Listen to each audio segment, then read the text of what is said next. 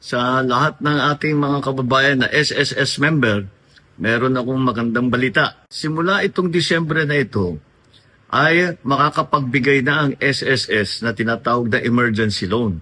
Dahil habang nasa ilalim, halimbawa, ng national emergency, ay magbibigay ng emergency loan ang SSS. Ito ay isang pautang na ang bayad ay mababa lang, 7% lang. Bukod pa riyan, ay meron tinatawag na 6-month moratorium.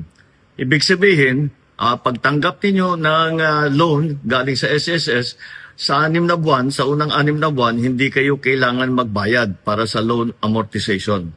Para naman mapagaan ang inyong dala. Magagamit po ninyo itong loan na ito para sa inyong pangangailangan, lalo na, kagaya ng aking nabanggit, pagka-emergency, ito po ang makukuha ninyo sa SSS.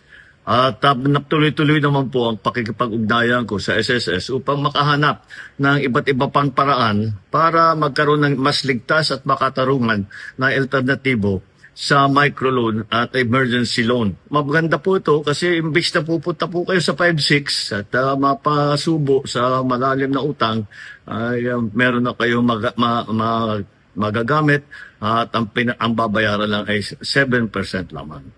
Kaya sana ito ay makatulong po sa inyo lahat.